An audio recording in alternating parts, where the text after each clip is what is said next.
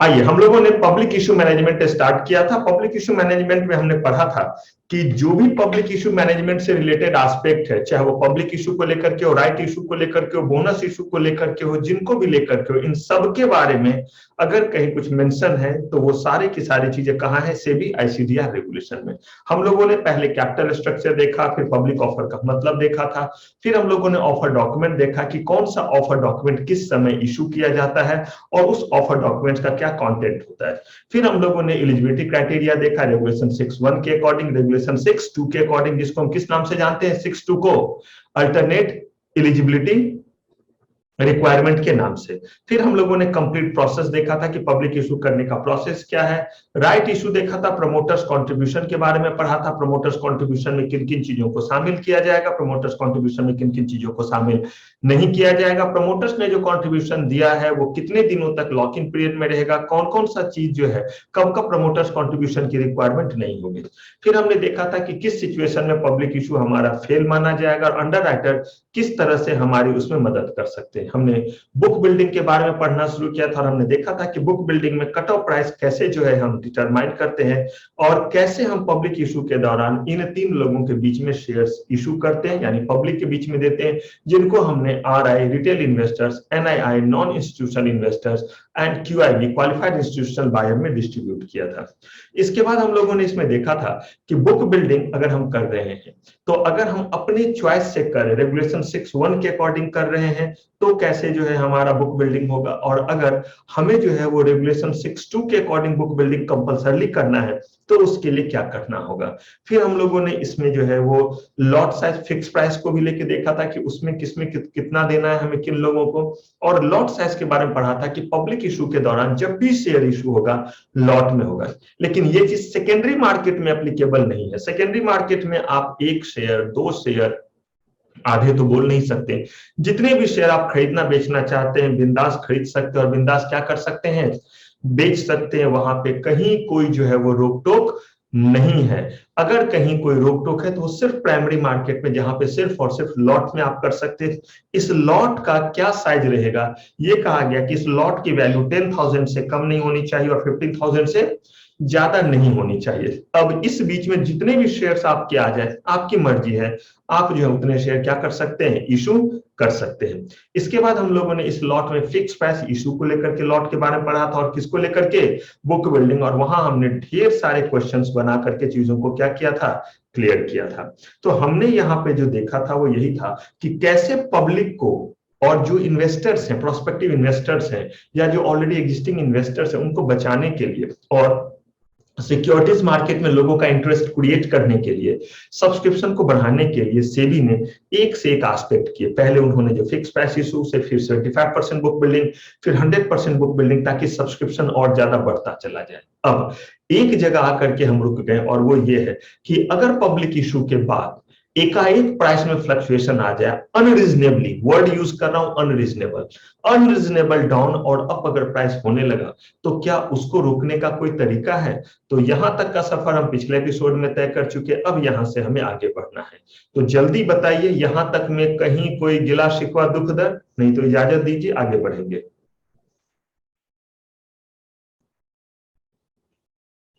बढ़े आगे? Yes sir. कोई दिक्कत नहीं? चलिए अब ध्यान से सुनिएगा बात को, क्योंकि ये जो टॉपिक है, ये जो एस्पेक्ट है, ये कहीं ना कहीं हमने रेफर वर्ड भी लिखा था। कुछ याद आ रहा है ये वर्ड रेफर वर्ड, जो ग्रीन शू ऑप्शन, रेफर कुछ लिखा था, refer green shoe option? Yes sir. कहां, किस जगह, जल्दी बताइए, देखते हैं किनको जल्दी याद आता है।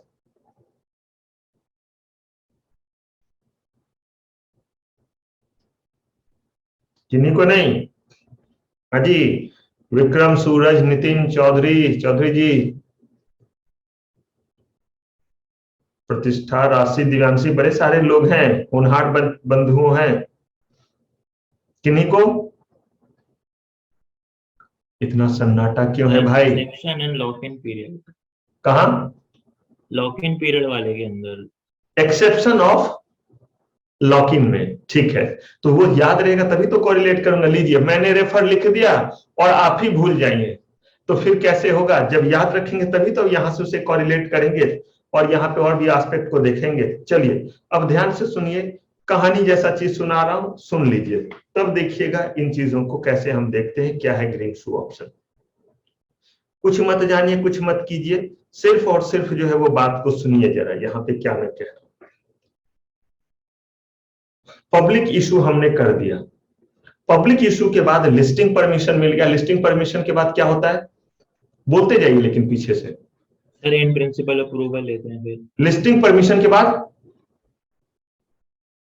लिस्टिंग परमिशन के बाद फिर शेयर इशू हो गया, लिस्टिंग परमिशन फाइनल हो गया। लिस्टिंग परमिशन मिलने के बाद ट्रेडिंग शुरू होगा। Yes sir. Yes sir. Sir. चलिए तो अब जो है वो ट्रेडिंग जो है वो शुरू होना है। ट्रेडिंग शुरू हुआ, हमने अभी तक उनको प्रोटेक्ट करने के लिए बहुत कुछ किया। देखे ना आपने पहले एलिजिबिलिटी क्राइटेरिया वगैरह में कैसे टेंजिबल इंटेंजिबल एसेट वगैरह रखा, ऑफर डॉक्यूमेंट में ढेर सारी चीजों को बताया, बहुत चीज किया, फिर उनको लिए बुक बिल्डिंग जैसा चीज लाया कि उनका इंटरेस्ट बढ़े। अब इशू आपका जो है वो लिस्ट हो गया, इशू जो है वो अलॉटमेंट वगैरह हो गया, लिस्टिंग हो गई, ट्रेडिंग शुरू हो गई। जब शेयर शुरू में आता है तो आपने देखा है ना, इसके प्राइस जो है वो पता नहीं क्यों बेतहाशा भागते हैं, जो पब्लिक को कहीं ना कहीं जो है गलत सेंस देता है और उसके बाद ये एकाएक डिप कर जाता है। देखा है आपने? मैं अनरीजनेबल की बात कर रहा हूं। थोड़ा प्राइस बढ़ना और घटना ये नेचर है या नहीं शेयर का? Yes sir. सर लेकिन अनरीजनेबली ना कंपनी के शेयर्स में, ना कंपनी के जो है फाइनेंशियल्स में कोई चेंज आया है, ना कंपनी के स्ट्रैटेजी में कोई चेंज आया है। और अगर बेतहाशा प्राइस भागने लगे तो मुझे बताइए अलार्मिंग कंडीशन है या नहीं?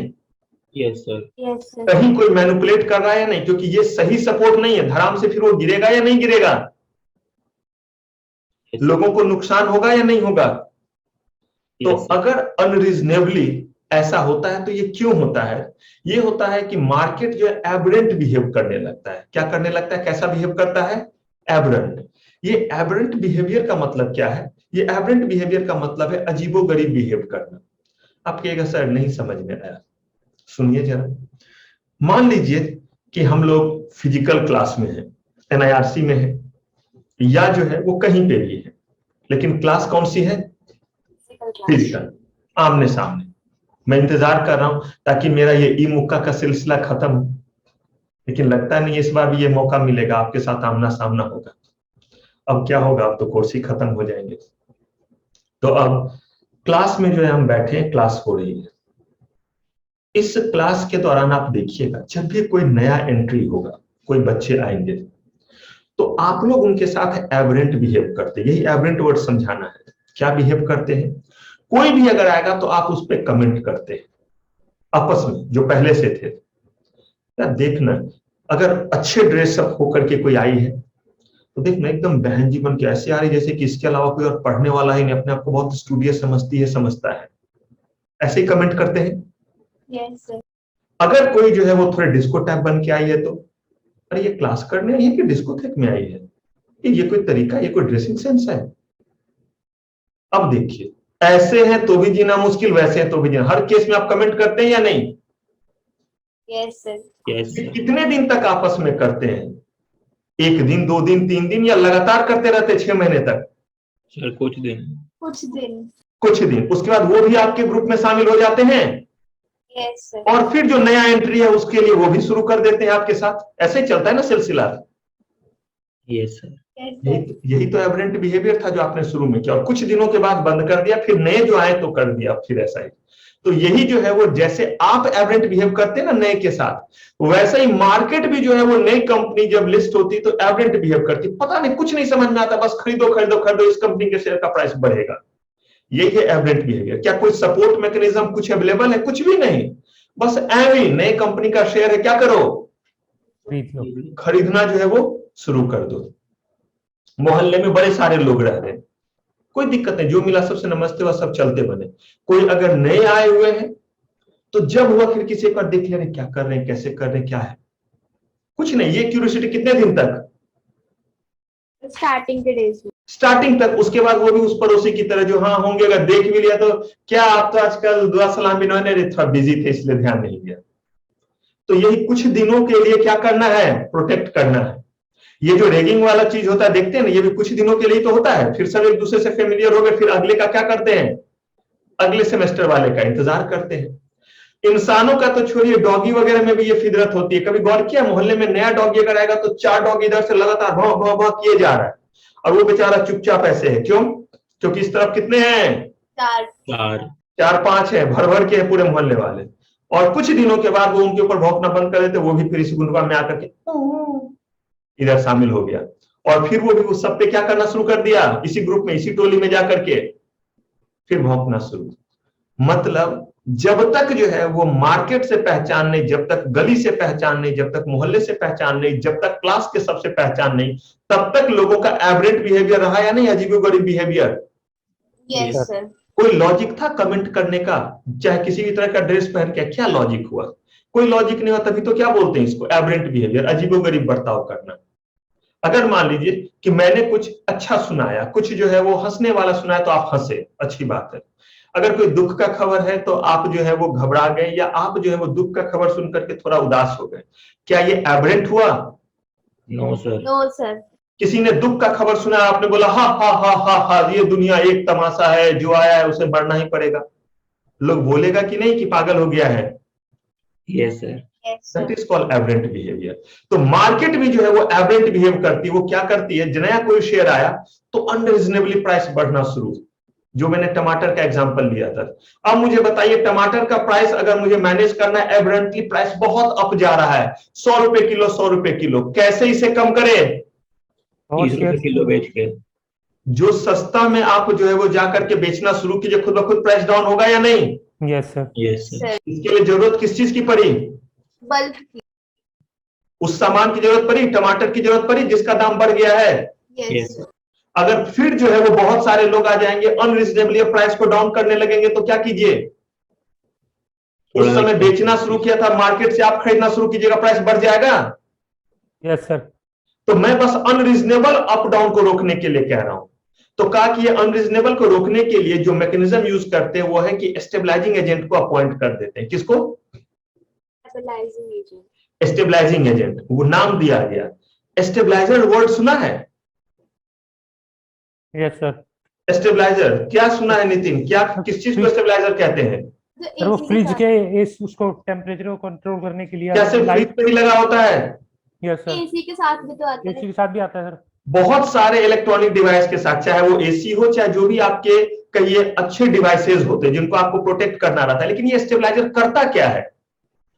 कंट्रोल करता है प्राइस, हाई वोल्टेज को स्टेबलाइज करता है। वोल्टेज को स्टेबलाइज करने का मतलब है ना अनरीजनेबली अप होने देता है, ना अनरीजनेबली क्या होने देता है, down. Down.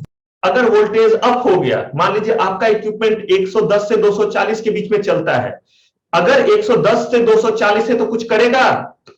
No sir. No sir. एकदम आइडल रहेगा, क्योंकि वो जानता है ये रेंज है वोल्टेज का, इसमें आपका इक्विपमेंट चलेगा।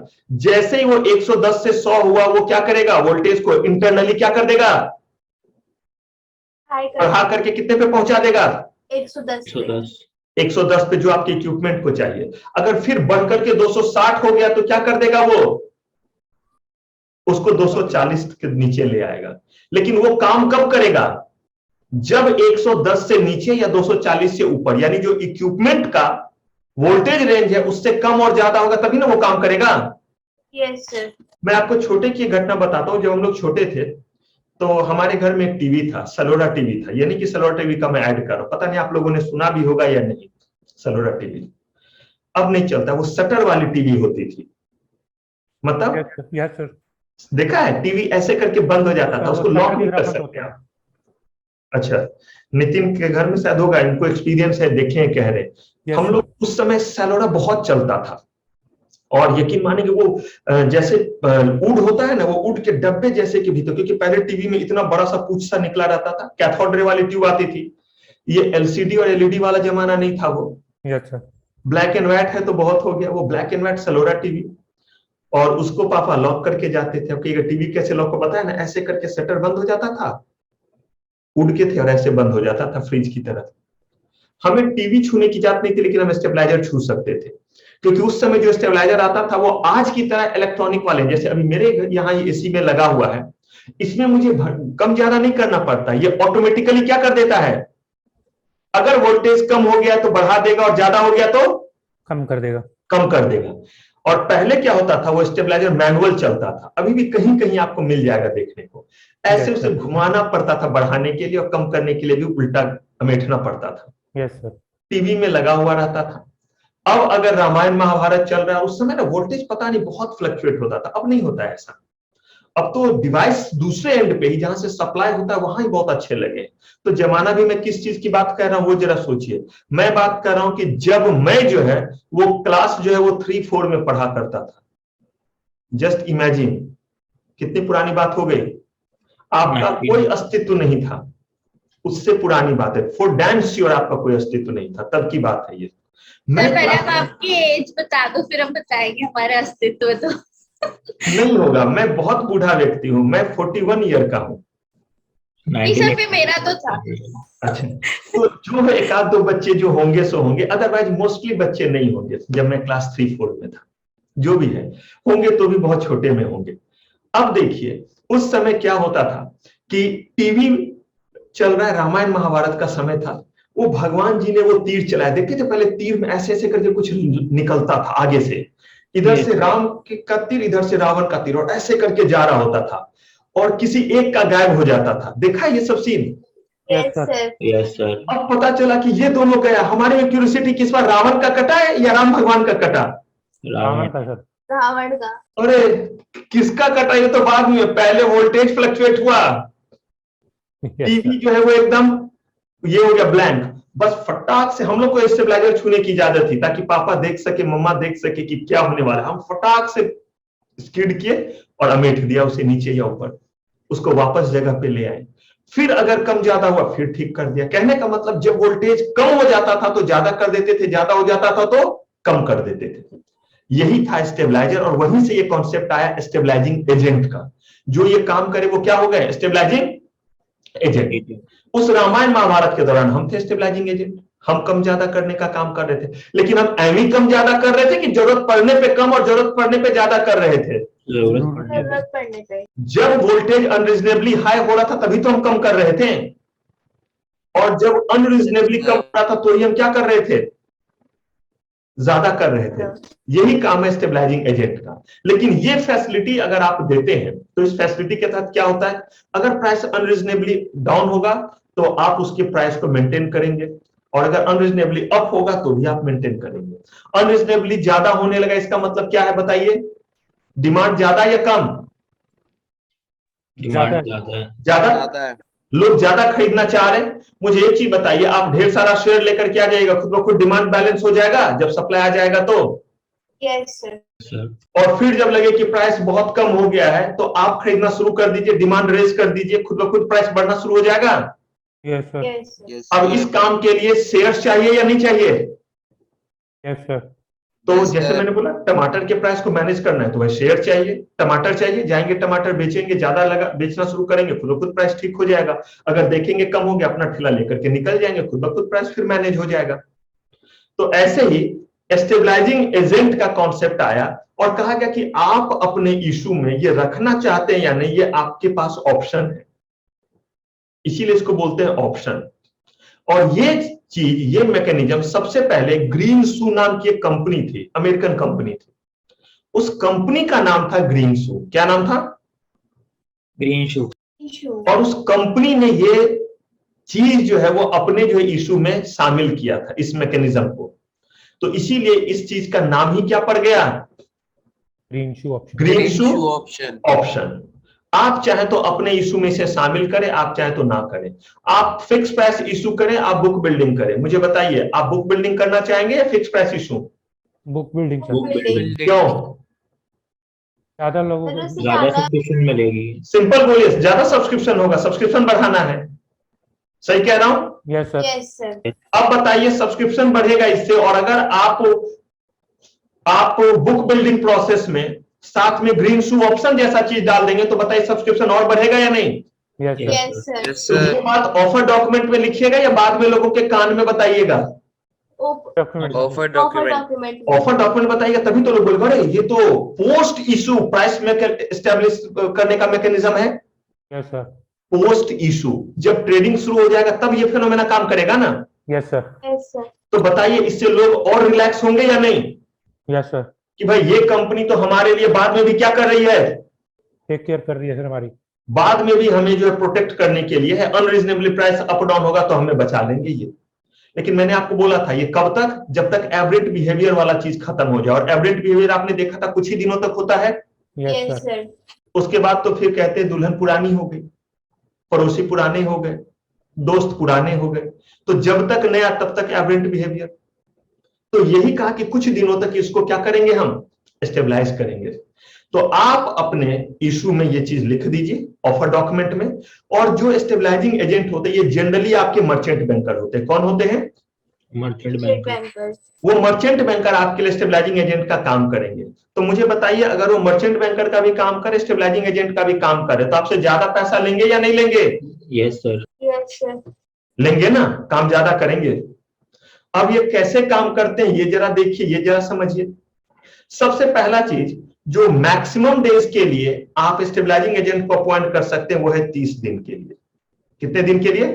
30 डेज। 30 डेज, 30 दिनों के लिए आप कर सकते हैं। किसको अपॉइंट? स्टेबलाइजिंग एजेंट को। For maximum how many days? 30 days. 30 days के लिए, 30 दिन के लिए आप इनको अपॉइंट कर सकते हैं। आप चाहें तो ये आपको लगता है 15 दिन के लिए हमें रखना है तो आपकी लिबर्टी है, 15 दिन के लिए आप रख सकते हैं। आप चाहे 10 दिन के लिए तो 10 दिन के लिए रख सकते हैं। क्या आप 31 डेज के लिए रख सकते हैं? No sir. No sir. ICDR regulation इस पर दे दिया आपको गाइडलाइन, और तभी उसने इनका जिक्र किया है। ये आपको रखना है रखिए, नहीं रखना है नहीं रखिए, लेकिन अगर रखा तो कितने दिन के लिए? 30 डेज के लिए। 30 डेज नहीं, कितने दिन के लिए? मैक्सिमम 30 डेज के लिए। मैक्सिमम 30 डेज के लिए। मैक्सिमम कितने दिनों के लिए? 30 डेज के 30 लिए। डेज के लिए। आपको लगता है कि आपके इस शेयर्स पे एवरेज बिहेवियर 15 ही दिनों में खत्म हो जाएगा तो आप लिख दीजिए 15 ही दिन के लिए, आपका चॉइस है। नहीं तो 30 मैक्सिमम हो गया, ठीक है। तो ये काम कैसे करता है ये देखिए।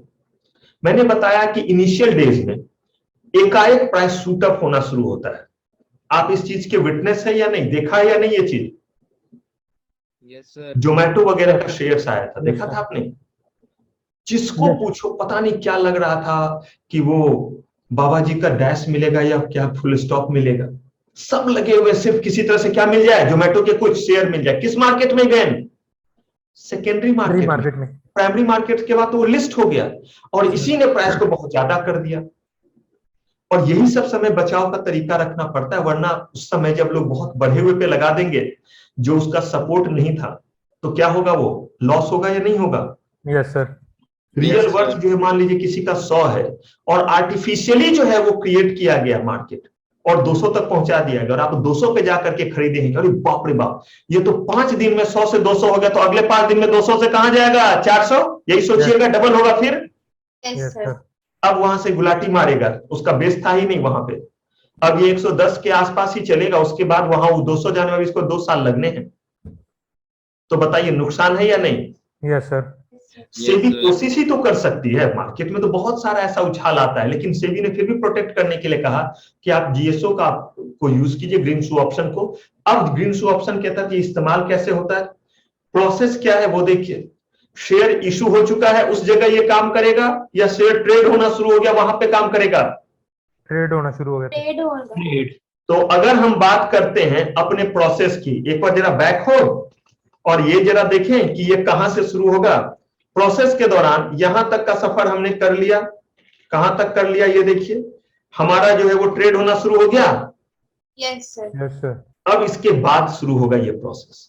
इसके बाद आप क्या करते हैं, आप स्टेबलाइजिंग एजेंट जिसको अपॉइंट किए थे उस स्टेबलाइजिंग एजेंट को शेयर देना पड़ेगा।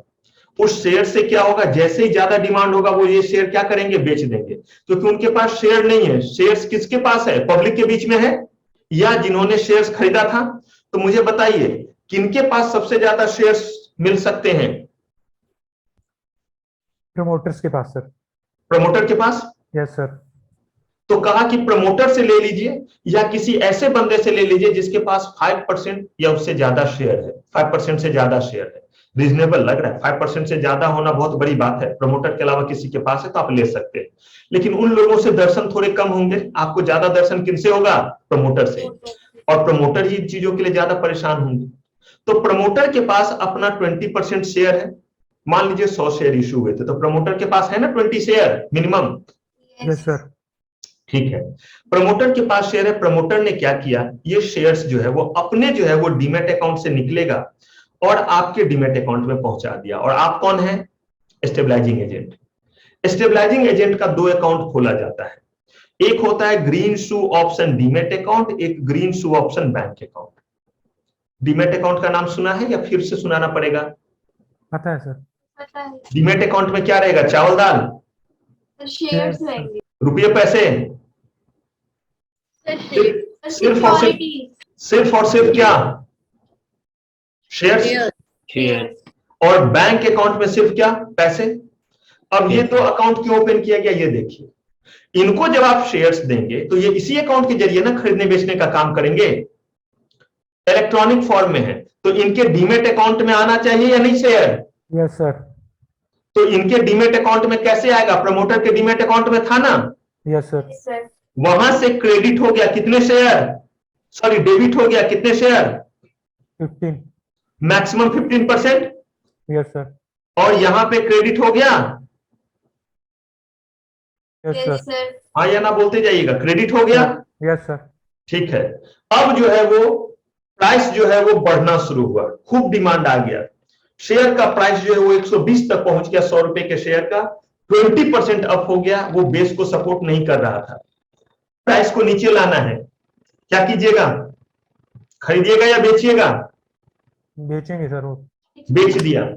अब पहले बेचने की नौबत आती है, इसीलिए ये ऑप्शन अभी तक चल रहा है। आपने जो है वो 10 शेयर बेच दिया, 10 शेयर का मतलब समझ गए, 10%। मैंने 100 लिया इसीलिए 10 आ रहे हैं, करोड़ों में शेयर होंगे तो उसका 10% जो है वो कितना हो जाएगा, 10 लाख नहीं हो जाएगा?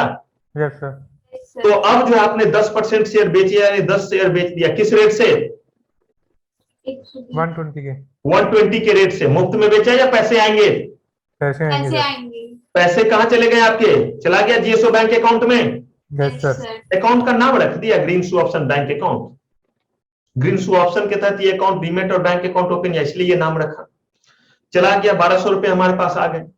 ठीक है, अभी भी 5 शेयर बचे हुए हैं, यानी 5%। Yes sir. Yes sir. ऐसे ही हम अगले 30 दिनों तक या जितने दिन का स्टेबलाइजेशन पीरियड लिया, which shall not be more than how many days, 30 days. 3 days.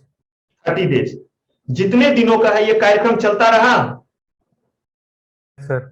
ठीक है, इस दौरान बहुत बार आप खरीदेंगे बेचेंगे, खरीदना पड़ा तो कहां है पैसे, बैंक अकाउंट अकाउंट में। उसी पैसे से खरीदने बेचने का काम करना है, यही आपकी काबिलियत है, तभी तो आपको बनाया है स्टेबलाइजिंग एजेंट, और उसी बात के तो आपको पैसे दे रहे हैं।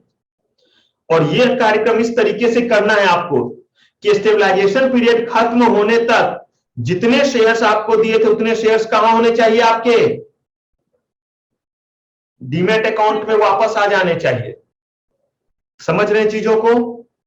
अगर 15 दिए गए थे उस प्रमोटर की तरफ से तो 15 ही होने चाहिए थी। 15, अगर उससे ज्यादा है तो बहुत आसान है, बेच दीजिए मार्केट में। 15 से ज्यादा नहीं, क्योंकि शेयर्स आपको लौटाने पड़ेंगे प्रमोटर को, यस सर। और आप भी नहीं रख सकते भाई। जितने शेयर थे वो मार्केट में और जितने थे प्रमोटर के पास, जैसे थे स्टेटस को बोलते हैं इसको, वापस उसी स्थिति में पहुंचाना है। सर अगर अगर 30 शेयर्स डेज ज्यादा हो गया तो परेशानी नहीं है, चुटकियों में क्या कर देंगे, बेच देंगे। अगर 18 हो गया तो 3 बेच देंगे अंतिम दिन, यस सर और 15 शेयर वापस किसको दे देंगे, प्रमोटर को। जिनसे लिया उनको। यहां हमने प्रमोटर से लिया, अगर कोई और लोग दिए थे तो उनको वापस कर देंगे। क्लियर?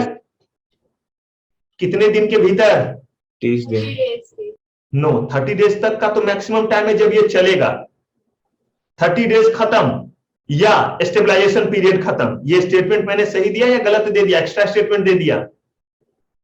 सर आप रिपीट कर दीजिए वाली शीट। मैंने बोला 30 डेज खत्म या स्टेबलाइजेशन पीरियड खत्म? स्टेबलाइजेशन पीरियड खत्म। स्टेटमेंट सही है, क्योंकि हो सकता है कि 20 दिन का ही हो आपका stabilization period, yes yes sir. Sir तो सेवा समाप्त या तो 20 दिन हो गए, या अगर 30 दिन का था तो 30 दिन हो गए, जो भी है, खत्म हो गया stabilization period. Yes Yes, sir. Yes sir. उसके मैक्सिमम कितना टाइम है आपके पास, 2 डेज। 2 दिन। अगर आपके पास डीमैट अकाउंट में शेयर हैं 15 शेयर्स, तो आपको वापस करने के लिए कितना समय दिया, 2 डेज। 2 दिन। 2 डेज। किसको वापस करेंगे, प्रमोटर या जिससे भी लिए हैं, प्रमोटर या जिनसे लिया था, कैसे वापस करेंगे? फिर से यहां से क्या करेंगे? डीमैट अकाउंट में ट्रांसफर। फिर से यहां से शेयर्स को डेबिट कीजिए और इसको क्या कर दीजिए? क्रेडिट कर दीजिए। ये 15 शेयर वापस दे दिए तो ये फिर से 20 के 20 पे आ गए। Yes sir. Yes sir. और आपका अकाउंट फिर डीमेट जीएसओ डीमेट अकाउंट नील से स्टार्ट किया था, नील पे पहुंच गया। Yes sir.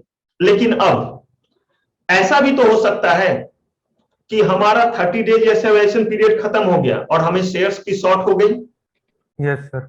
Yes possible?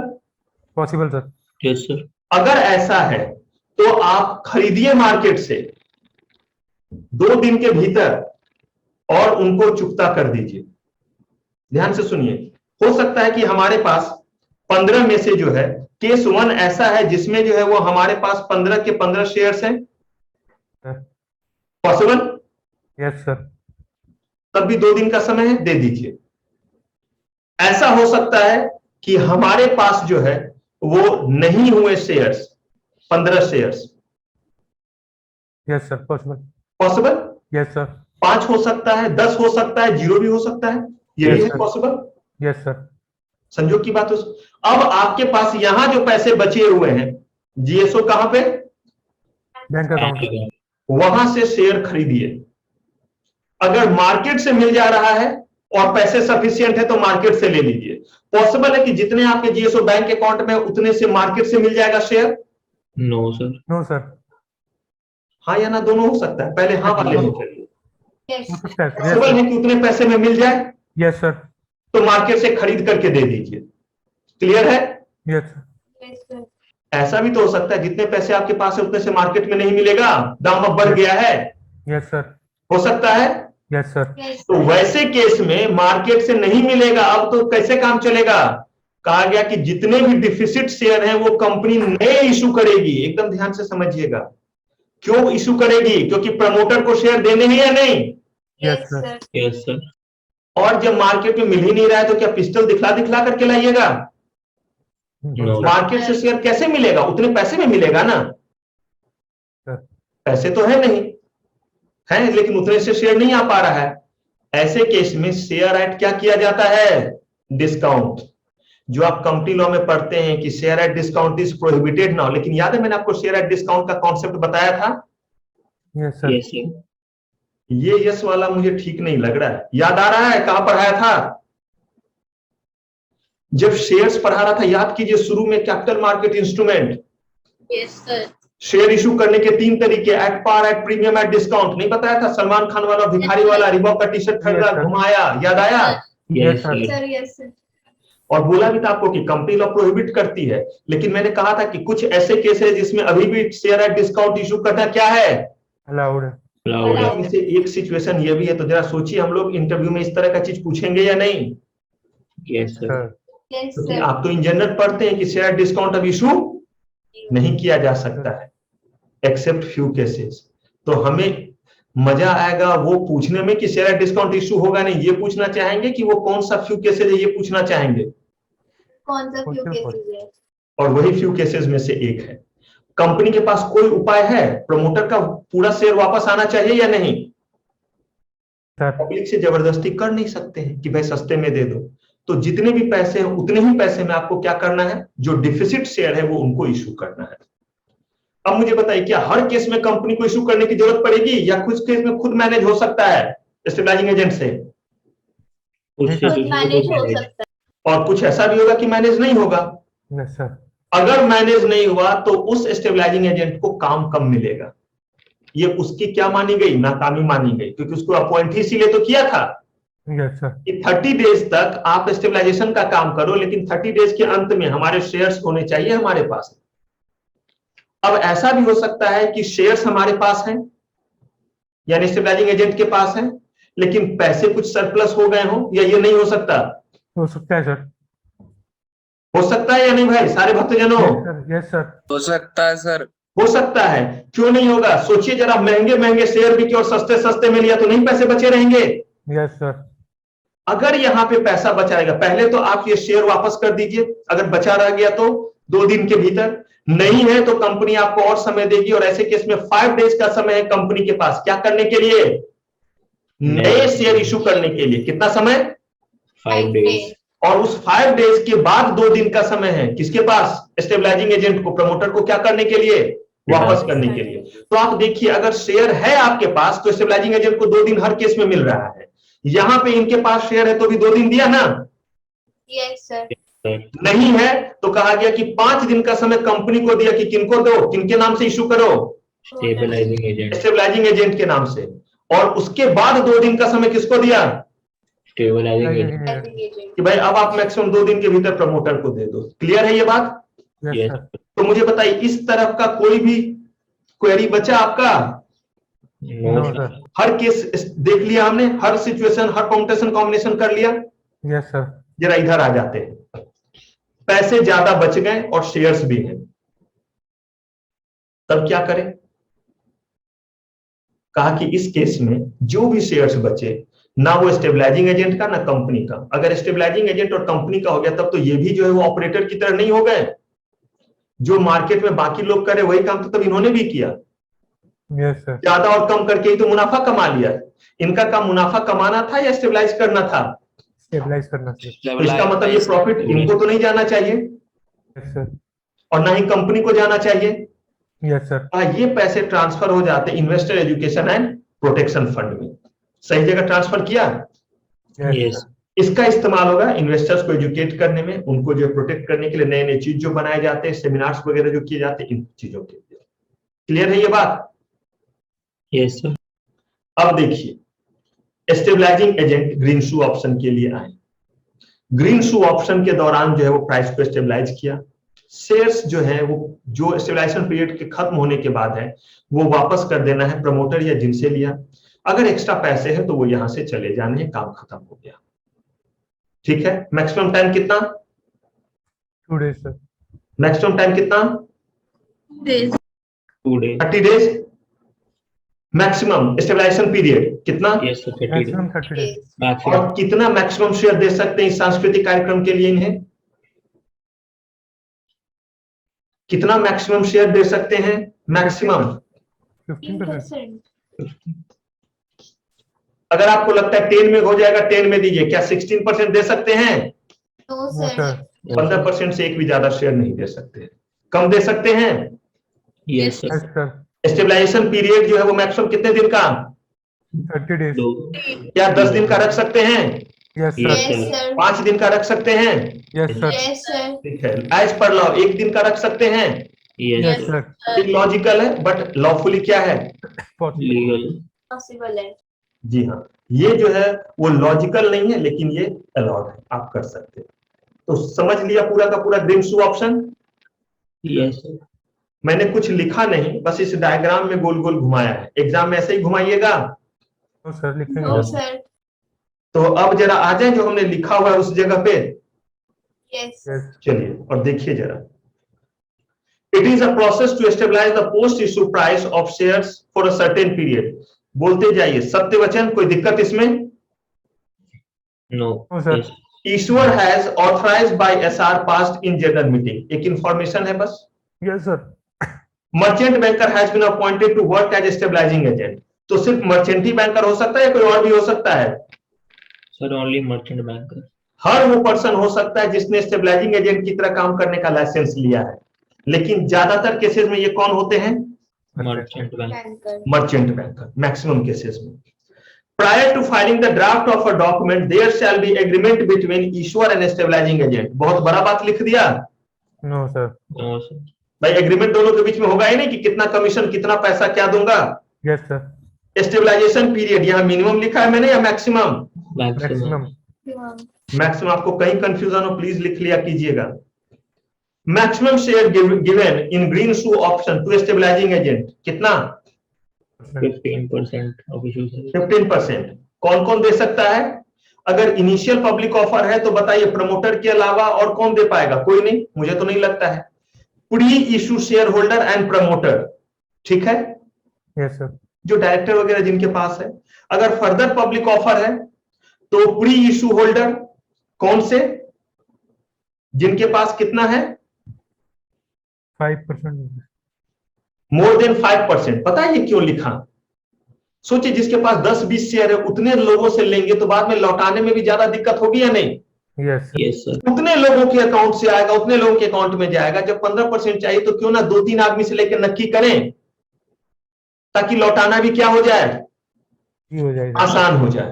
तो अगर आपका फर्दर पब्लिक ऑफर है तो ऐसे केस में जिनके पास 5% से ज्यादा है उनसे ले सकते हैं, और नहीं तो फिर कौन है यहां, प्रमोटर तो है ही। अब यहां पे ही जो प्रमोटर ट्रांसफर कर रहा है तो देखिए कर रहा है या नहीं कर रहा प्रमोटर ट्रांसफर, हाँ या ना, किया ना promoter share transfer? Yes sir, क्या पढ़ा था लॉक इन पीरियड में, lock in period of promoter में उस दौरान शेयर ट्रांसफर होगा, शेयर बेचा जाएगा? No sir. No sir. तो नो, तो फिर अगर ये यस तो कॉन्ट्रावेंशन किया promoter? Yes sir, yes sir. इसीलिए कहां पे लिखना पड़ा इसे हमें, ग्रीन शू ऑप्शन। एक्सेप्शंस में, exception of lock in period में ये बात लिख दी गई, इसलिए ये कॉन्ट्रावेंशन हुआ? No no sir. Sir. No. तो प्रमोटर के बीच में बेचे, रिमेनिंग पीरियड के लिए लॉक इन रहेगा, या ग्रीन शू ऑप्शन के दौरान अगर किसी को देता है तो वो जो है वो कॉन्ट्रावेंशन नहीं माना जाएगा। क्लियर है ये बात? Yes sir, yes. अब देख रहे हैं वो बात यहां आकर के कनेक्ट हुआ है। यस सर, फाइन, चलिए अब जो है वो यहां से आगे बढ़े। Stabilizing agent shall submit a report to stock exchange, किस बेसिस पे? डेली बेसिस पे, ताकि पता चलता रहे कि ये क्या गुल खिला रहे, कहीं पता चला कि यही गड़बड़ तो नहीं करने लगे। तो डेली बेसिस पे बताइए आज कितने शेयर खरीदे, कितने में खरीदा, आज कितने शेयर बेचा तो कितने में बेचा, बताना चाहिए या नहीं? यस सर, स्टॉक एक्सचेंज को रिपोर्ट दिया, ये हर दिन दिया, तो ये हर दिन कब तक देते रहेंगे? एवरीडे। पीरियड तक। बिल्कुल पीरियड तक देंगे, अब वो 30 दिन का हो या 20 दिन का हो। यस सर, और उसके बाद फाइनल रिपोर्ट दीजिए। क्या फाइनल रिपोर्ट दीजिए कि पूरे स्टेबलाइजेशन के दौरान, स्टेबलाइजिंग पीरियड के दौरान टोटल कितने शेयर खरीदे और कितने शेयर क्या किया, बेचा। आपका रियल पोजीशन क्या निकला, कितने पैसे सरप्लस है और कितने शेयर सरप्लस है या डिफिसिट है, जो भी है उसका कंप्लीट ब्यौरा दीजिए। देंगे आप? यस सर, बोला से तो सेबी ने तो क्या करना पड़ेगा, देना पड़ेगा। हर दिन का रिपोर्ट किसको दे रहे थे? Stock exchange. फाइनल रिपोर्ट किसको दिया? सेबी को। पापा जी को सारा रिपोर्ट, फाइनल रिपोर्ट दे दिया सेबी को। Stabilizing agent shall maintain a register, minimum है या मैक्सिमम है? मिनिमम। मिनिमम। Minimum 3 years. कौन सा ये रजिस्टर है, ये क्या रजिस्टर है? सर जिसमें सारे Stabilization period वाला शेयर ही। होल्डर्स का वो लिखा हुआ है कि किसके हाँ बाद जी, आपने कितने शेयर खरीदे, कितने शेयर बेचे, कितने जो है वो प्राइस में खरीदा, कितने बेचा, ये सारा डेटाबेस आपके रजिस्टर में रहेगा ना। Yes sir. हर कंपनी का जो आप काम कर रहे हैं इसको 3 साल तक अपने कस्टडी में रखिए, ताकि अगर सेबी मांगे तो आप क्या कर सके, उसको उनको दिखला सके। Shares acquired by stabilizing agent for green shoe option shall return to concern person. अब यहां हमारे कंसर्न पर्सन में प्रमोटर भी हो सकते हैं और अदर हो सकते हैं या नहीं?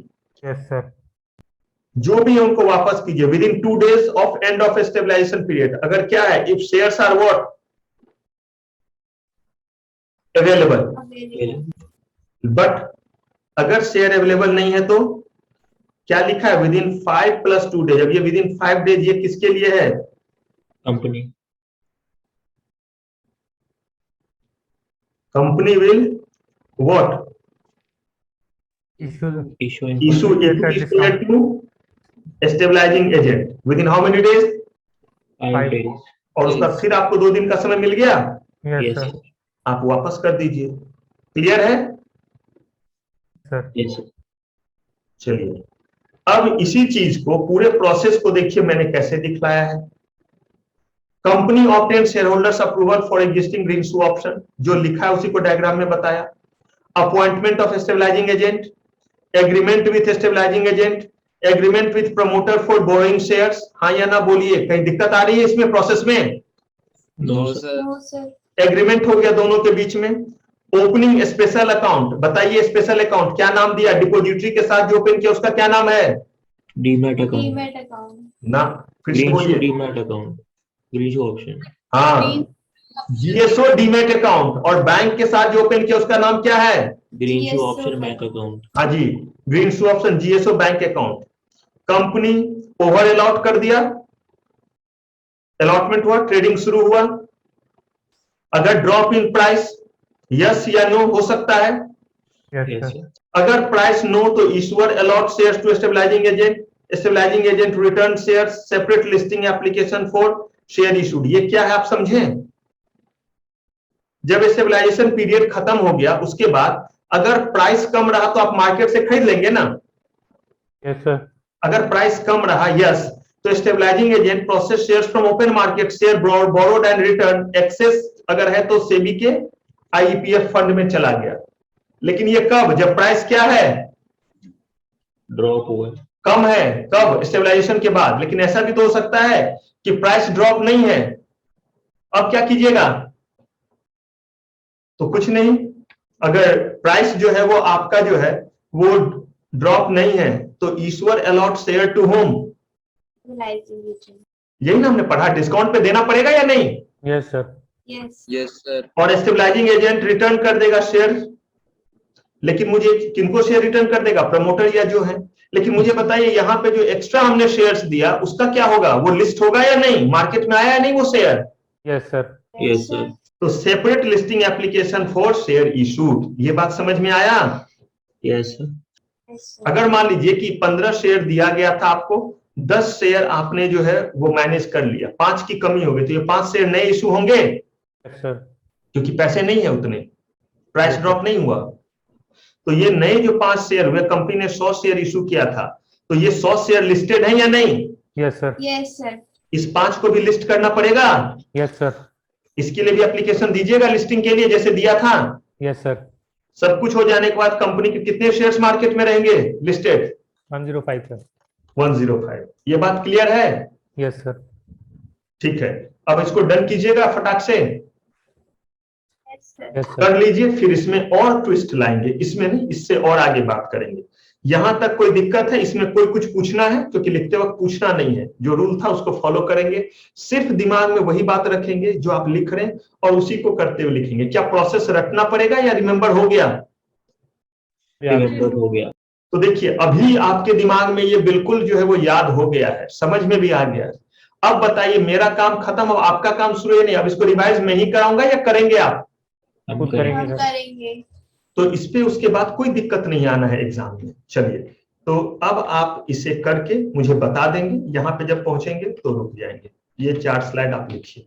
इधर तो सब कॉपीड था या कुछ छूटा हुआ था? कॉपीड था। लॉट साइज तो हर चीज कॉपीड भी था। चलिए, यस सर। तो ग्रीन शू ऑप्शन कॉपी कीजिए फटाक से और तब बोलते जाइए, आगे बढ़ते जाइए। लिख लीजिए।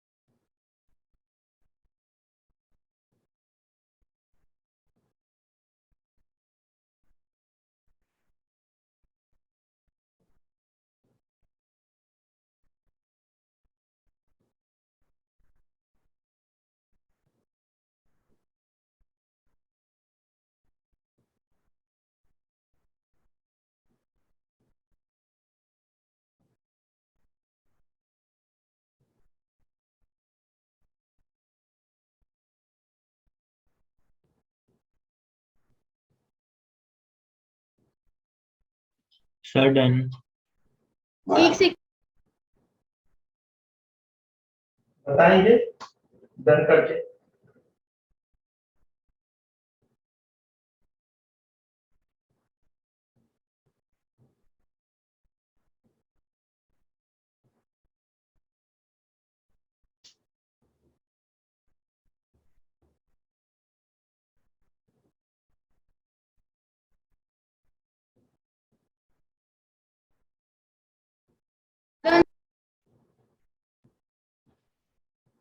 नेक्स्ट आया।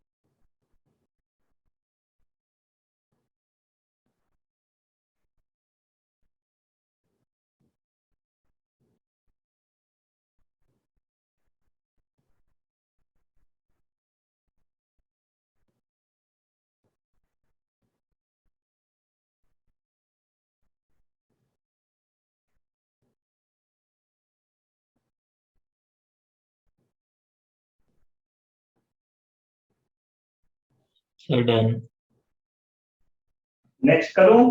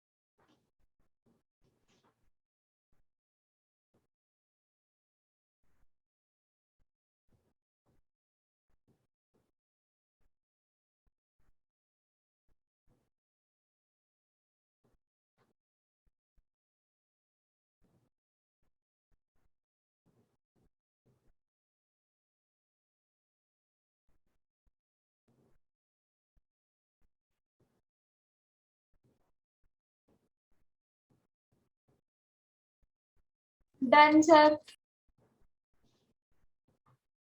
आई नेक्स्ट पे।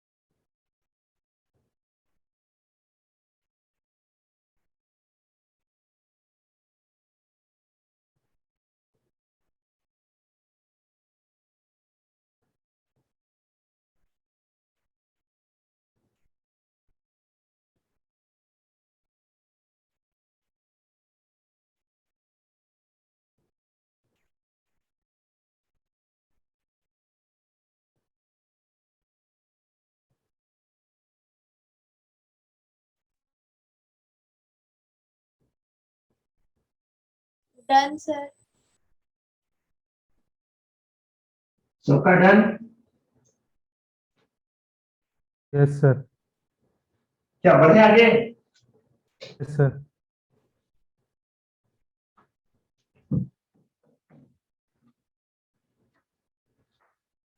चलिए, अब यहां हमने ये तो देख लिया कि किस तरीके से पोस्ट इशू प्राइस स्टेबलाइजेशन करके आपने सब्सक्रिप्शन को और बढ़ा दिया। लेकिन अब जरा सोचिए और बताइए, आपने लोगों से पैसे लिए, कब लिए? जब ओपन हुआ इशू, इशू ओपन और इशू क्लोज, इसी बीच में लोगों के पैसे ब्लॉक हुए या नहीं? Yes sir. यस। जब लोग एप्लीकेशन देंगे तो वो एप्लीकेशन जो देंगे इसी ओपन और क्लोज के बीच में देंगे। मिनिमम कितने दिन तक ओपन रहेगा इशू?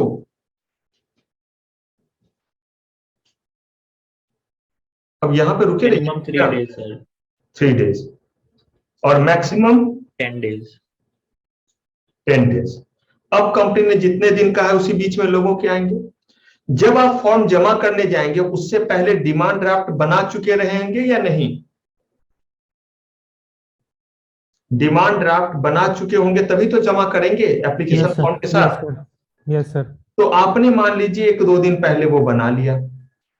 अब यहाँ पे इशू आपका 10 दिन तक ओपन रह सकता है तो हमने 10 दिन ले लिया, तो 2 दिन पहले ही आपके पैसे चले गए ना अकाउंट से। Yes sir. और जिस बीच में ये प्रोसेस चलता रहा, ये 10 दिन, फिर वो पैसे ब्लॉक, तो 2 + 10। इसके बाद क्या होता है? इशू क्लोज होने के बाद कितने दिन, कितने दिन में अलॉटमेंट या रिफंड? Sir minimum 15 days. मुक्के मारूंगा, जल्दी जल्दी बोलिए। 15 डेज नहीं हमने पढ़ा है, इतना सोचना Yes, क्या है इसमें। 15 डेज। जो सक्सेसफुल है उनको लेटर ऑफ अलॉटमेंट दीजिए, जो सक्सेसफुल है उनको पैसे वापस कीजिएगा। लेटर ऑफ डिक्रेट और ठीक है। अब अगर आप पैसे वापस करेंगे तो 15 दिन के बाद ये काम कर रहे हैं ना, यानी 10 दिन तो ये बीता, 15 दिन में करेंगे। Yes sir. अब जब आप उनको ये पैसे भेजेंगे तो ये कुरियर से आएगा। Yes sir. 7 डेज का टाइम रखा। बैंक में डिपॉजिट करेंगे, नेक्स्ट 3 डेज में ये इन कैश होगा। जिनको शेयर मिल गया उनके लिए तो कोई बात नहीं भाई, उन्होंने तो पैसे लगाए ही थे। किस चीज के लिए? शेयर्स के लिए। लेकिन जिनको नहीं मिला उनका पैसा कितने दिन बाद वापस आए? ये मत कहिएगा सर पैसे तो वापस आ ही जाते हैं। जरा देखिए कितने दिन बाद पैसे वापस आए। 10, 20, 50, 37 डेज। 37। हम अप्रोक्स 1 मंथ ले लें। Yes sir. सर अब मुझे बताइए, अगर 1 मंथ तक लोगों के पैसे ब्लॉक रह गए, लोगों के पैसे जो है वो बेसिकली 1 महीने तक, क्या आपको इस पे कोई अपॉर्चुनिटी कॉस्ट मिला? No sir. क्या बैंक ने कोई इंटरेस्ट दिया? सर। क्या No, कंपनी ने इंटरेस्ट के साथ वापस किया? No sir. बताइए, लोग डिस्करेज होंगे या नहीं कि ओवर सब्सक्राइब होता है, झूठ मूठ का जो है वो 1 महीने तक लगे रहोगे, होना जाना कुछ नहीं है। थोड़ा लोग डिस्करेज हुए या नहीं? Yes sir. अगर हम यहां पे कह दें कि आपके पैसे का अपॉर्चुनिटी कॉस्ट आपसे नहीं खोएगा, आपके बैंक अकाउंट में जैसे पैसे पे इंटरेस्ट मिलता था वो आपको मिलता ही रहेगा अगर आपको शेयर नहीं मिलेगा, तो बताइए कत्लेआम होगा या नहीं? फिर यस सर। ज्यादा से ज्यादा लोग और लेना चाहेंगे कि नहीं? Yes sir. Yes sir. क्योंकि लोग कहेंगे कि भाई अगर मिल गया शेयर्स तो भाई चांदी ही चांदी, नहीं मिला तो बैंक में जो पैसे रखे हुए थे, जिस रेट पे बैंक रिटर्न दे रहा था वो तो मिलता ही रहेगा। ऐसा अभी प्रॉमिस किया जा रहा है। ऐसा अरेंजमेंट अगर हम करें तो बताइए सब्सक्रिप्शन बढ़ेगा या नहीं? Yes sir. ऐसा ही अरेंजमेंट किया गया सब्सक्रिप्शन को बढ़ाने के लिए, that is called ASBA mechanism, application supported by blocked amount. अब ये देखिए क्या चीज है, कैसे ये वर्क करता है। आपने अप्लाई किया, आप मिस्टर ए हैं, आपको लेने थे 100 इक्विटी शेयर्स। और कितने रुपए का ये शेयर है? एक शेयर बोलते जाइएगा। 100। तो आपको कितने पैसे देने हैं? 10,000। 10,000 रुपीज देना है, 10,000 रुपए देना है। Yes sir. ठीक है। आपने जो है वो एप्लीकेशन फॉर्म दिया और उस एप्लीकेशन फॉर्म के साथ देखिए क्या लिखा हुआ है। बोलिए क्या लिखा हुआ है? DD a check instructions to block 10,000 to the नहीं, यहाँ इतना दूर बस पढ़ दीजिए क्या है। नो डिमांड ड्राफ्ट और चेक। लीजिए, ऐसा तो होता ही नहीं था। एप्लीकेशन फॉर्म के साथ डिमांड ड्राफ्ट या चेक लगाते थे या नहीं? Yes sir. यही तो नहीं लगाना है ना, डिमांड ड्राफ्ट बनाने का झंझट, ना क्या बनाने का, चेक। कुछ मत लगाइए, सिर्फ इंस्ट्रक्शन के लिए एक स्लिप रहेगा, उस पर साइन कर दीजिए, और ये इंस्ट्रक्शन रहेगा आपके बैंक के लिए, जिस बैंक का आप डिटेल देंगे। आपका बैंक SBI है, अकाउंट नंबर लिखा आपने, और यहां पे अमाउंट लिखा, वर्ड और डिजिट दोनों में कर दिया, और उसके बाद यहां पे साइन, और नीचे लिखा हुआ कि इस साइन का मतलब है कि आप अपने बैंक को कह रहे हैं कि मेरे इतने पैसे जो है वो मेरे अकाउंट में ब्लॉक कर दो। क्या कर दो? ब्लॉक कर दो। ये 10,000। अब ये ब्लॉक करने का मतलब क्या हुआ? अगर आपके अकाउंट में 30,000 रुपए थे तो 10,000 रुपए को उन्होंने क्या कर दिया? ब्लॉक कर दिया, और 20,000 रुपया अनब्लॉक है। ये जो 10,000 रुपया, इस 10,000 को ना आप ATM से विड्रॉ कर सकते हैं, ना आप इसको जो है वो किसी को ट्रांसफर कर सकते हैं, ना आप बैंक जाकर के इसे विड्रॉ कर सकते हैं, लेकिन ये 20,000 रुपए को आप जैसे मर्जी वैसे कर सकते हैं या नहीं? Yes sir. तो बस इंस्ट्रक्शन दे दिया। अब आपने क्या किया? ये वाला डिमांड ड्राफ्ट और चेक देने की बजाय एप्लीकेशन के उस पोर्शन को साइन कर दिया। ये जो है वो चलाया concern bank of investor, company को आपने दे दिया एप्लीकेशन फॉर्म। कंपनी इसको किसको दे देती है? Concern bank of mister A. जब ये मिस्टर ए के बैंक को दिया गया तो बैंक ने क्या किया? उनके 10,000 रुपए को क्या कर दिया? ब्लॉक कर दिया। ब्लॉक कर दिया। बिना इंस्ट्रक्शन के नहीं करेगा, तो ये किनके द्वारा होना चाहिए? Mister A. Yes sir. Block कर दिया। अब जो है वो कंपनी का जो इशू क्लोज हुआ। क्लोज होने के बाद डिटरमाइन कीजिएगा ना अलॉटमेंट। Yes sir. कुछ लोग सक्सेसफुल होंगे, कुछ अनसक्सेसफुल होंगे। Yes sir. तो हमने सिचुएशन 1 माना कि आप सक्सेसफुल रहे, मिस्टर ए सक्सेसफुल रहा। पॉसिबल है या नहीं? Yes sir. ठीक है, सक्सेसफुल रहा। अब जब ये सक्सेसफुल रहेगा तो ये जो 10,000 रुपए थे ये हर केस में अब अनब्लॉक होंगे। ये जो ब्लॉक था और ये जो फ्रीज था, इसको क्या कर दिया गया? अनब्लॉक। लेकिन ये अनब्लॉक होकर के कहां चला गया? कंपनी के account, escrow account of company. अब ये गया कंपनी के एस्क्रो अकाउंट में। जब आप क्या हो गए? सक्सेसफुल हो गए। अब आपको कोई अपॉर्चुनिटी कॉस्ट चाहिए उस पैसे का? नहीं। जिस काम के लिए आपने पैसे दिए थे वो चीज भी मिल गया और अपॉर्चुनिटी कॉस्ट भी लेंगे? No sir. नो। तो आपका कंसर्न तो खत्म हो गया। Yes sir. ठीक है, आफ्टर डिटर्मिनेशन ऑफ अलॉटमेंट ये एस्क्रो अकाउंट में चला गया। हो सकता है आप क्या निकल गए? अनसक्सेसफुल। अनसक्सेसफुल। तब भी आपके ये पैसे जो है वो क्या होंगे? अनब्लॉक होंगे। और अनब्लॉक होकर के ये आपके ही अकाउंट में क्या हो गया? आ गया। यहां पे फाइनली आपका बैलेंस 20,000 हो गया, क्योंकि 10,000 कहां चला गया? कंपनी के एस्क्रो अकाउंट। एस्क्रो अकाउंट में। यहां पे ये जो 10,000 ब्लॉक किया था उसको अनब्लॉक कर दिया, क्योंकि आप क्या निकल गए? अनसक्सेसफुल। अब ये 30,000 के 30,000 आपका जो बिल्कुल, अब इसको ATM से निकालिए, जैसे निकालना वैसे निकालिए। अब यहां पे आपको अपॉर्चुनिटी कॉस्ट चाहिए या नहीं? Yes sir. It will be treated as the amount was never blocked. It was intact in your account. इस 10,000 रुपए पे वही रेट ऑफ इंटरेस्ट, ये 37 दिन हो, 38 दिन हो, 20 दिन हो, जितने भी दिन लगा हो, इस पे रेट ऑफ इंटरेस्ट वही मिलता रहा जो बैंक आपको दे रही थी। अब आप कहिएगा सर ये क्यों बोल रहे हैं वही रेट ऑफ इंटरेस्ट? बोलिए इंटरेस्ट। मैं इसीलिए ऐसा कह रहा हूं, आपने देखा होगा कि किसी को बैंक जो है वो 4% देती है, किसी को 2.5% देती है, किसी को 5%। अलग अलग तरह के अकाउंट होते हैं या नहीं? सर। और अलग अलग बैंक का अलग अलग रेट भी। ये IDFC बैंक वगैरह देखते बहुत ज्यादा इंटरेस्ट दे रही है, अभी सेविंग पे भी नहीं दे रही है। यही SBI वगैरह ने कम कर दिया। मेरे कहने का मतलब है जो आपका उनके साथ कमिटमेंट एग्रीमेंट था वो एज इट इज क्या रहा? इंटैक्ट रहा। इंटैक्ट रहा। क्लियर है? Yes sir. अब मुझे बताइए, अच्छा अरेंजमेंट है या बुरा अरेंजमेंट है? अच्छा है।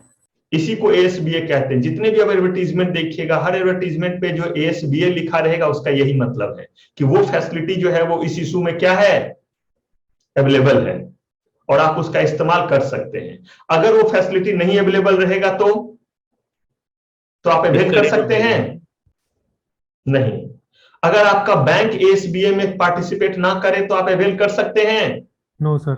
No sir. लेकिन अब मैं आपको बता दूं, कोई भी ऐसा बैंक नहीं जो एसबीए में पार्टिसिपेट नहीं करती है। रीजन बताइए। उनके बैंक में तो सर उनके अकाउंट का हम खोलेंगे उधर। हाँ, लोग जो है वहां बैंक अकाउंट, सेविंग अकाउंट वहां से दूसरे में शिफ्ट करा देंगे और सीधे मुंह पे उसके बोलेंगे कि भाई आपसे काम क्या होता है हमारा, हमें नहीं रखना आपके पास। एसबीए में आप पार्टिसिपेट ही नहीं करते हैं, इतना बड़ा मौका छूट जाता है, हमें पहले ही पैसे देने पड़ते हैं, फिर हमारे पास 30 दिन 1 महीने में वापस आता है। तो नहीं रहेगा तो मजबूरी है आपकी। कंपनी ने अगर मैकेनिज्म दे दिया एएसबीए का, तो अब आपके ऊपर है ना कि आपकी बैंक पार्टिसिपेट करती है या नहीं। और मैंने बोला कि शायद ही कोई बैंक है जो क्या करती है, ग्रामीण बैंक वगैरह को छोड़ करके जितनी भी शेड्यूल कमर्शियल बैंक है सब पार्टिसिपेट करती है। क्लियर है ये बात? Yes sir. एएसबीए समझ में आ गया? Yes sir. Yes, sir. Subscription बढ़ेगा या घटेगा? बढ़ेगा। बढ़ेगा सर। फॉर श्योर सब्सक्रिप्शन बढ़ेगा। एक बार जरा बैक यहां आए, अब देख ले ये क्या कहता है। एग्जाम में लिखना एएसबीए तो हम लिख पाएंगे या नहीं। Under ASBA investor need to mention the amount of consideration for share. लिख दिया। Applicant shall mention name of bank account etcetera and give his consent to block the amount of purchase consideration for share. कोई दिक्कत, कोई दुख दर्द है इस line में? No sir. अब बताइए, अगर सही में बोलिए तो जितने भी बात मैंने आपको बोला है वही ना मैं रीड कर रहा हूं या कुछ और रीड कर रहा हूं? जरा सोचिए, अगर हमारी राइटिंग कैपेबिलिटी इतनी अच्छी हो जाए, जो बात समझ लिया उसको लिख सके, तो मुझे बताइए क्या इसको पढ़ने की जरूरत होगी? No sir. No sir. और बताइए कोर्स आसान हो जाएगा या नहीं? Yes sir.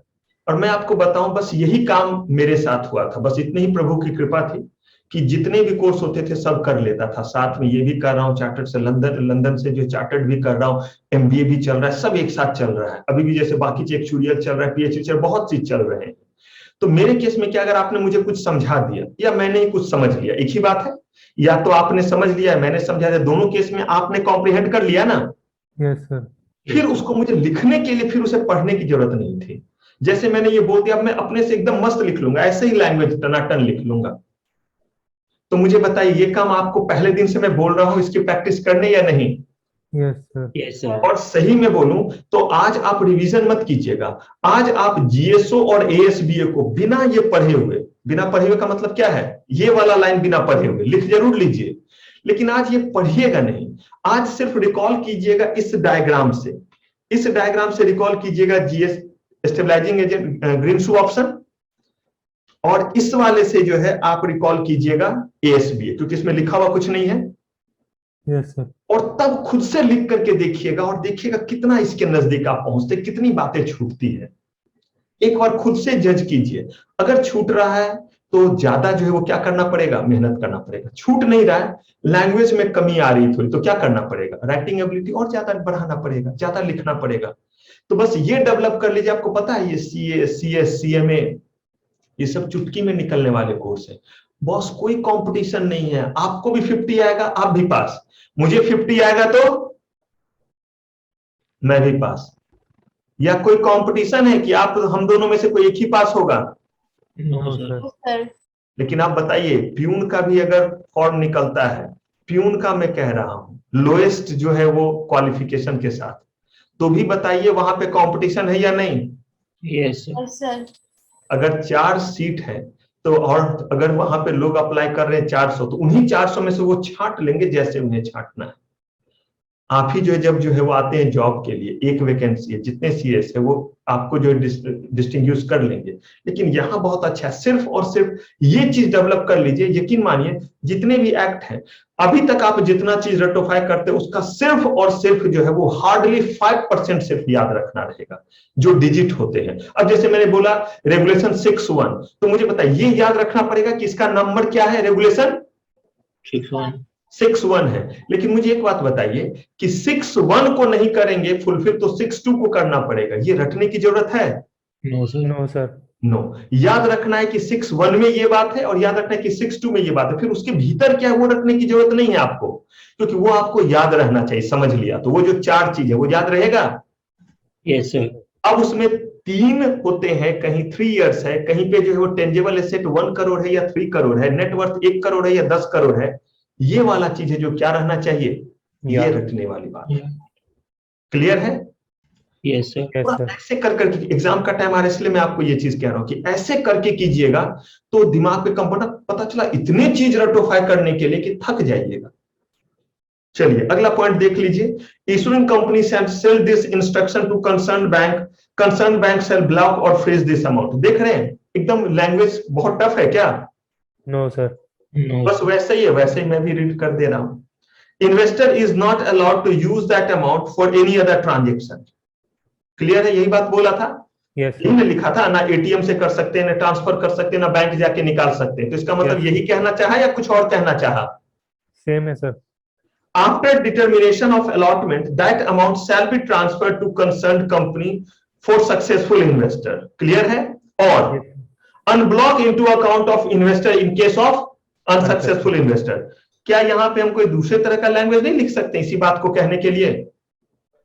यस सर और आप Yes, sir. देखिएगा, जब आप लिखिएगा तो इस जगह पे लैंग्वेज थोड़ा सा ज्यादा चेंज होगा। कोई बात नहीं, होने दीजिए, क्या दिक्कत है? Yes The sir ASBA process is mandatory in all public issues made through the book building route. याद रखिए, अगर बुक बिल्डिंग रूट से आइएगा तो ASBA प्रोसेस क्या है? मैंडेटरी। मैंडेटरी है। क्यों भाई?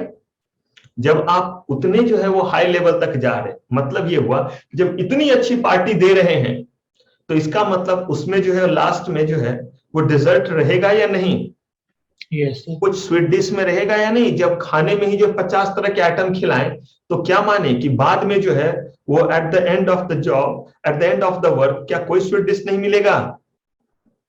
मिलेगा। और खिलाया ही जो है वो भंडारा। एक बात कह रहा हूं, तो क्या उम्मीद करें कि बाद में आइसक्रीम भी मिलेगा? No sir No, sir. तो बस वही चीज यहाँ पे है और कुछ नहीं ये आपसे उम्मीद कर रहे। Advantage of ASBA is that investor continue to receive the interest for amount block until allotment. Only when shares are allotted, the money moves from investors account. Clear है सारा चीज? Yes, Yes, sir. sir. अब इसको please लिख लीजिए, फिर अगले aspect पे आएंगे। फटाक से लिखिए। ये ऐसे ही रहने दूं या क्लीन करूं इसे? रहने दो सर ऐसे ठीक है।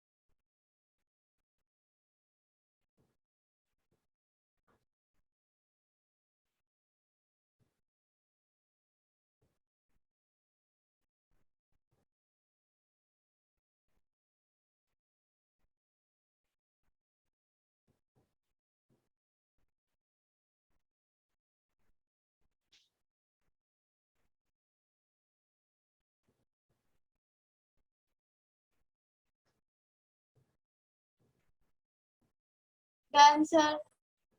सर एक कीजिए तब बताइए।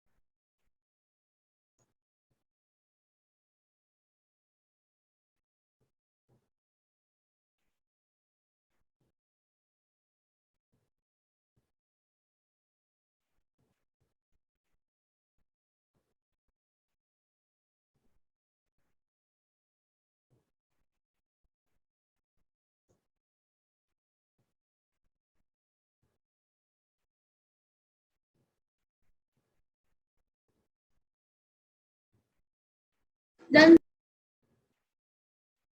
ये नेक्स्ट देखिए, चेंज हुआ स्लाइड, यस यस। कीजिए।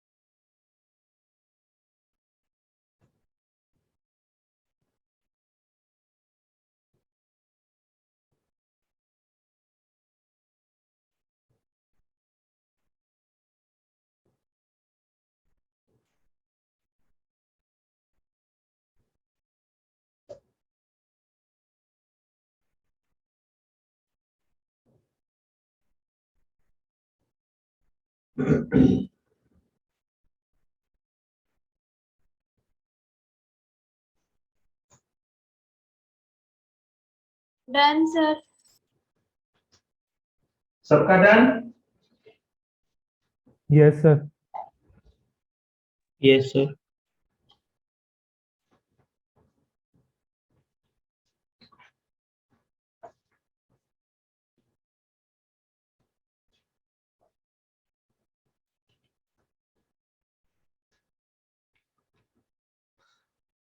अब देखिए, हमने ढेर सारे एस्पेक्ट कर लिए जिससे सब्सक्रिप्शन को बढ़ा सके।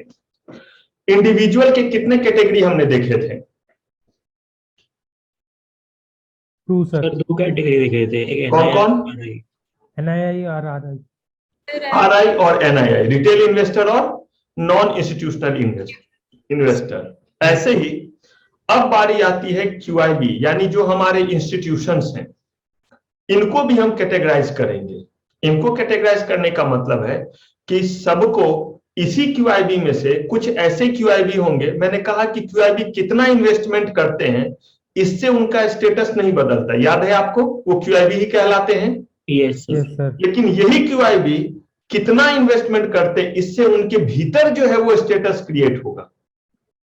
अगर एक क्यूआईबी ने एक सर्टेन अमाउंट से ज्यादा लगा दिया किसी इशू में, तो उसे क्यूआईबी, उस क्यूआईबी को हम कह देंगे एंकर इन्वेस्टर। अब इस क्यूआईबी के भीतर ये एंकर इन्वेस्टर जब मेन बोर्ड पे इशू आ रहा है तो, और जब आपका एसएमई है तो किसे हम एंकर इन्वेस्टर कहेंगे। क्या एंकर इन्वेस्टर्स का अपॉइंटमेंट कंपलसरी है, क्योंकि हमने पढ़ा है क्यूआईबी को शेयर देने पड़ते हैं या नहीं। Yes, sir. तो क्या एंकर इन्वेस्टर भी कुछ होना जरूरी है, क्यूआईबी के भीतर कुछ ऐसे क्यूआईबी होना है जो इतने अमाउंट से ज्यादा ही लेगा, और अगर ऐसा है तो उनके लिए क्या रूल रेगुलेशन है।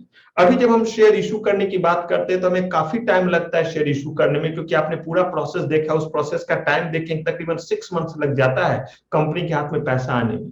अगर कंपनी को फटाफट प्रोजेक्ट के लिए पैसे की जरूरत है तो कंपनी क्या करे, अगर एम्प्लॉय को देना है तो किस तरह से शेयर इशू करे। तो ऐसे चीजों का जवाब मिलेगा आपको हमारे नेक्स्ट एपिसोड में। तो यहां तक के चीजों को बिल्कुल अच्छे से रिवाइज कर लीजिएगा।